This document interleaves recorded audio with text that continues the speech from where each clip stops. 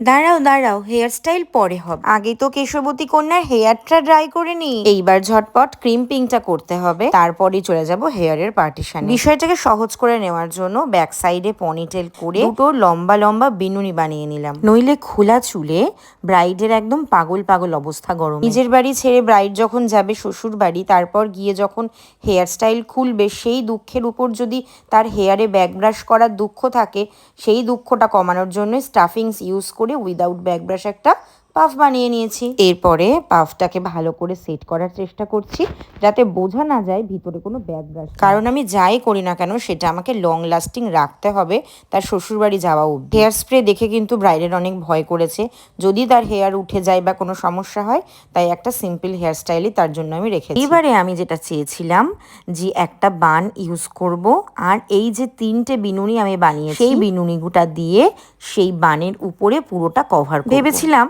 Hair extension কিছু না কিছু একটা জুগাড়ু বুদ্ধি হয়েই যাবে, অনেক খোঁজাখুঁজির পরেও দেখতে পেলাম সেরকম কিছু নেই। তো যাই হোক, খাটনি আমার বৃথাই গেল, কারণ এত খাটনি খাটার পরেও আমাকে জুঁই ফুল দিয়েই মনে হচ্ছে কভার করতে হবে।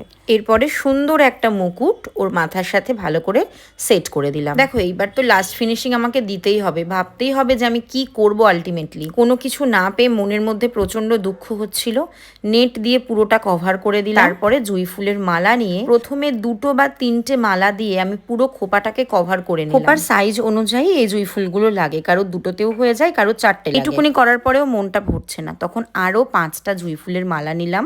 2 হাতের মধ্যে মালাটাকে নিয়ে এরকম এরকম এরকম ভাবে ভালো করে পেঁচিয়ে নিলাম। এবার ঠিক যে খোপাটা বানানো হয়েছে, খোপার সাইড দিয়ে এইভাবে দিলাম। এইবারে আমার মুখটা একটু ভালো হলো, তোমরা দেখে বলো তো কেমন হলো, মোটামুটি কি ভালো লাগছে?